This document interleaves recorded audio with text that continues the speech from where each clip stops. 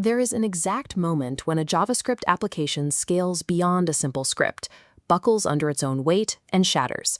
The culprit is usually tight coupling. When UI components call each other directly to pass data, they create a fragile, interdependent ecosystem where a single error cascades across the entire application. The core symptom of this early architecture is unprotected global variables. Multiple lines of execution mutate the same state unpredictably, making the source of truth impossible to track. Proficiency in syntax ensures a function runs. Architectural design ensures the system survives the complex interactions that occur when thousands of components share the same memory heap. We are going to build a decoupled, production-ready front-end system from scratch. To do this, we will implement 4 specific architectural patterns: the module pattern, the singleton pattern, the factory pattern, and the observer. These design patterns function as practical tools to manipulate the memory heap and protect the execution stack. Historically, JavaScript lacked native private properties. Developers were forced to build structural workarounds to protect their code. If you attach application state to the global window object, any third-party script, whether malicious or poorly written, can mutate that data. The primary defensive tool to shield internal state is lexical scope.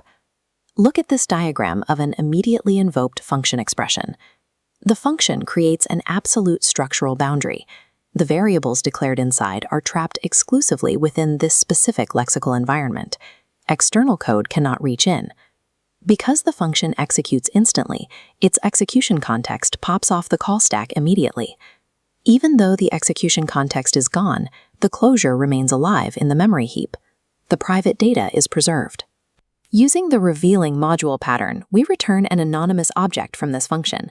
This serves as a clean, controlled public API that maps only to the specific internal functions we want to expose. The module pattern weaponizes closures to emulate strict encapsulation. It provides the first layer of defense in a scalable front-end system. As the application scales, multiple independent modules will eventually attempt to instantiate their own configuration objects. This places multiple identical objects into the heap, which wastes memory and introduces the risk of state desynchronization. This diagram illustrates the singleton pattern. Its core mandate is to guarantee exactly one shared reference across the entire application runtime. In modern ES6, we implement this using a static instance property defined directly inside the class. The constructor runs a strict logic check. If the instance does not exist, it creates it. On all subsequent passes, it bypasses creation and returns the cached instance. A lazily written global variable leaves data exposed. A true singleton, used for centralized state stores or database connections, strictly controls instantiation. It operates as a deliberate architectural bottleneck designed to protect memory and force state synchronization.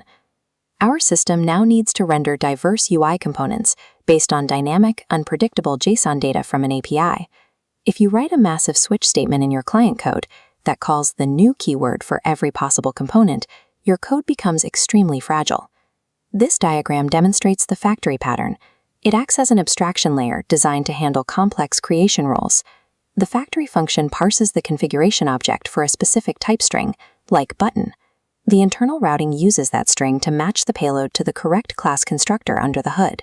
Because of this routing, the consuming client code remains completely agnostic to the actual class names being instantiated. The open-closed principle states that software entities should be open for extension, but closed for modification. The factory pattern satisfies this rule. You can add new component types to the factory logic without ever touching the consumer code. Factories decouple system architecture by removing the responsibility of creation entirely from the consumer. Notice this network graph. When dozens of UI components directly call each other's update methods upon a state change, you get this chaotic spiderweb. This exact tight coupling is why large front-end code bases devolve into unmaintainable spaghetti code. We sever these direct connections by inverting control, using the observer, or pub/sub, pattern. A central event bus takes over as the new communication mediator. Through the subscribe method, distinct UI components push their callback references into the central array. The event bus knows absolutely nothing about what the components do. It only holds their callback references. When a state change occurs, the emit method is triggered. It loops sequentially through the array. The callbacks execute, allowing components to react to the data without ever communicating directly. In a system design interview, there is a massive red flag to avoid: destroying a UI component but failing to call the unsubscribe method. The callback remains permanently trapped in the array, causing a silent memory leak. Observers choreograph complex system interactions by allowing disparate modules to react entirely independently. This map illustrates our complete front-end ecosystem, with all 4 patterns working in concert. A new data payload enters the system, passes safely through the encapsulated module API, and updates the strict Singleton state store. The Singleton's update triggers an emit via the observer, broadcasting the change to the system. The broadcast intercepts the factory, which dynamically instantiates the final UI component in response to the data. Reliable systems are built by prioritizing this architectural control over memory, state, and execution above simple code execution.